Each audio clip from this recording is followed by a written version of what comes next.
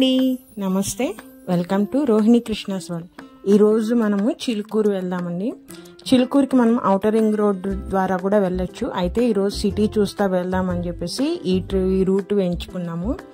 వెళ్ళే దారిలో tank bund ఉంటే అక్కడ ఆగి ఒకసారి చూద్దామని వచ్చామండి. కొత్తవన్నీ వచ్చినాయి కదా. మేము ఈ కొత్త అసెంబ్లీ ఇవన్నీ కట్టిన కదా ట్యాంక్ బండ్ చూడలేదు, అందుకనే ఒక 5 నిమిషాలు అక్కడ ఆగి మొత్తం చూస్తున్నామండి. వ్యూ చాలా బాగుంది.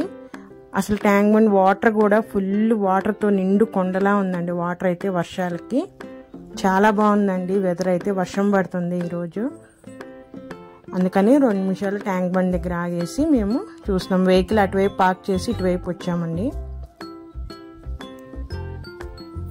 సిటీ పద్దకి రావాలంటే కుదరదు కదా, అందుకని వెళ్ళేటప్పుడు అన్నీ చూసుకుంటూ వెళ్దామని ఈ రూట్లో వచ్చాము. ఇదేనండి చిలుకూరుకి ఎంట్రన్స్. ఎటువైపు నుంచి ఏ దారిలో వచ్చినా సరే మెయిన్ ఎంట్రన్స్ ఇదే. దీని లోపల గుండానే మనం ఇంకా చిలుకూరు టెంపుల్కి అనేది వెళ్ళాలి.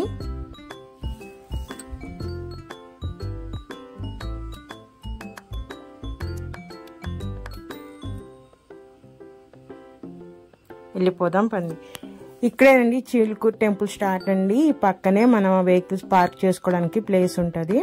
మా వెహికల్ అక్కడ పార్క్ చేసేసి ఇంకా లోపలికి స్టార్ట్ అయిపోయాము. ఎంట్రన్స్ నుంచే మనకు అన్ని షాపులు ఉంటాయండి. కొబ్బరికాయ షాపులు కానీ, పూల షాపులు, మనకి ఫుడ్ షాపులు కూడా చాలా వచ్చినాయి ఇప్పుడైతే. మేము చిలుకూరుకి వచ్చి దాదాపు 7 years అవుతుందండి.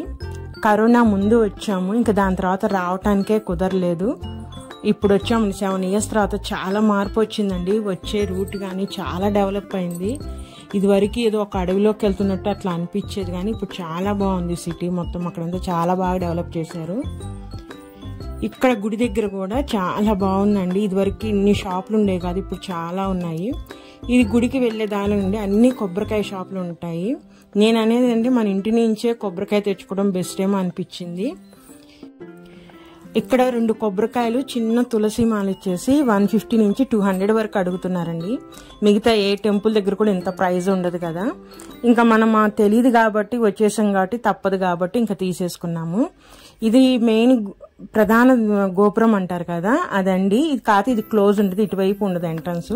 మేము అక్కడి నుంచి ప్రదక్షిణ స్టార్ట్ చేస్తున్నామండి. అంటే మాకు మొక్కు ఉంది ప్రదక్షిణాలు చేసేది, అందుకని ఈరోజు వచ్చాము.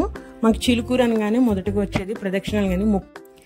ఇక్కడ మొదటగా కోరిక కోరుకునేటప్పుడు గుడి చుట్టూ ఒక ప్రదక్షిణ చేసి ఆ కోరిక కోరుకోవాలండి. అదే గుడి లోపలైతే 11 ప్రదక్షిణాలు చేసి మనం కావాల్సిన కోరిక కోరుకోవచ్చు. ఆ కోరిక తీరిన తర్వాత మొక్కు తీర్చుకోవటం ఎలా అంటే, గుడి బయట అయితే 11 ప్రదక్షిణాలు చేసి మొక్కు తీర్చుకుంటామండి. అలానే గుడి లోపలైతే 108 ప్రదక్షిణాలు చేయాలి. ఈ గుడి లోపల బయట ఏమిటనుకుంటున్నారా, ఇదివరకు కరోనాకు ముందు అన్ని ప్రదక్షిణాలు గుడి లోపలే ఉండేయండి. కరోనా తర్వాత ఇక్కడ పద్ధతి అంతా మార్చేశారు. మనం సోమవారం నుంచి గురువారం లోపు గనక చిలుకూరు వెళ్తే మనం గుడి లోపలే ప్రదక్షిణాలు చేసుకోవచ్చు అండి. అలా కాకుండా శుక్రవారం, శనివారం, ఆదివారం వీకెండ్స్ ఈ 3 రోజులు గనక చిలుకూరు వెళ్ళామంటే ప్రదక్షిణ అనేది గుడి బయటే ఉంటుందండి. అంటే గుడి ఆవరణ మొత్తం గుడి చుట్టూరు ఉంటుంది. లోపల మనకి 108 ప్రదక్షిణాలు చేయటానికి ఎంత టైం పడుతుందో బయట 11 ప్రదక్షిణాలు చేయాలని కూడా అంతే టైం పడుతుందండి. రోడ్డు అంతా కూడా కొంచెం రాళ్లతో ఉంది కాబట్టి అంత స్పీడ్గా కూడా చేయలేము. మనము ఈ ప్రదక్షిణ చేసే చుట్టూరుగా ఇట్లాంటి షాపులు కూడా ఉంటాయండి. మొత్తం ఇలాంటి షాపులు ఉంటాయి. మధ్యలో ఆ చిలుకూరులో వాళ్ళు ఉండే వాళ్ళ ఇల్లు ఇవన్నీ ఉంటాయి గుడి చుట్టూ. అవన్నీ చూసుకుంటూ మనం ప్రదక్షిణ చేయొచ్చు. మధ్యలో ఇలాంటి ఫ్రూట్స్ అండి, ఇవి అయితే నాకు వెరైటీగా అనిపించినాయి, కొత్త ఫ్రూట్స్ ఇవి. అవి చూసుకుంటూ మేము ప్రదక్షిణాలు చేసేసామండి. ఇవే కాదు, చూసారా రోకళ్ళు, ఇలాంటి ఇనుప వస్తువులు కూడా, వంట సామాగ్రి కొత్త భలే బాగున్నాయండి. ఇవి చూసారా పక్షిక గూళ్ళు, ఇవి కూడా రకరకాలు ఉన్నాయి. మనము గుడి ప్రదక్షిణ అయిపోయి మళ్ళీ ఇప్పుడు ఇందాక గుడి ప్రధాన గోపురం నుంచి స్టార్ట్ చేసాం కదా, మొత్తం తిరిగి ఇక్కడికి వచ్చేసి ఒక ప్రదక్షిణ అయినట్టండి. ఇలా మేము 11 ప్రదక్షిణాలు చేసేసి మా మొక్కు తీర్చేసుకున్నాము. ఈ ఒక్క ప్రదక్షిణ చేయటానికి దాదాపు 5 to 10 minutes పడుతుంది.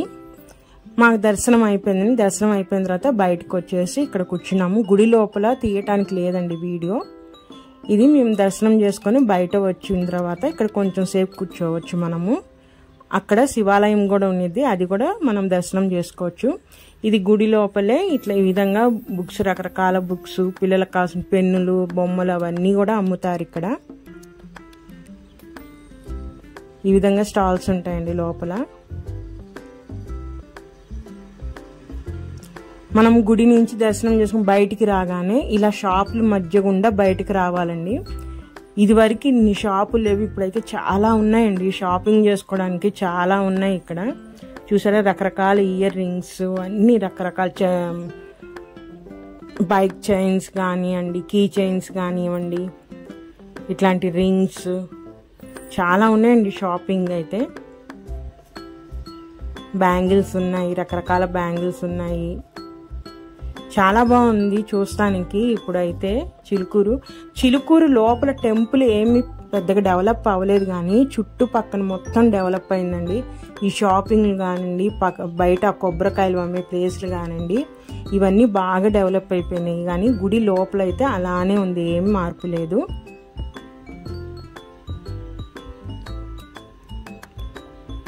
చూసారా, ఇలాంటి ఐటమ్స్ కూడా ఉన్నాయండి. మేము ఇక్కడ పూతరేకులు అవి తీసుకున్నాం, చాలా బాగున్నాయి టేస్ట్ అయితే.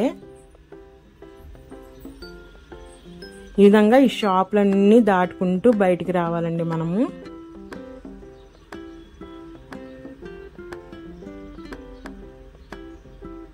మేము ఇక్కడ ఒక మామిడి పండు కూడా తీసుకున్నాం, చాలా బాగుంది ఆ టేస్ట్ అయితే. అది మేము మార్నింగ్ 10 o'clockకి చేరుకున్నామండి చిలుకూరు. మా ప్రదక్షిణాలు అయిపోయి దర్శనం చేసుకొని అవన్నీ చూసుకొని బయటకు వచ్చేసరికి ఆఫ్టర్నూన్ 2 o'clock అయింది. మేము ఇంకా రిటర్న్ అయిపోయాము. మధ్యలో సిటీ చూసుకుంటూ భోజనం బయట చేసేసాము. ఇదేనండి మరి ఈరోజు వీడియో. నా వీడియో కనుక నచ్చితే ప్లీజ్ సబ్స్క్రైబ్ మై ఛానల్. మరొక మంచి వీడియోతో మళ్ళీ కలుస్తాను. ఉంటానండి, బాయ్.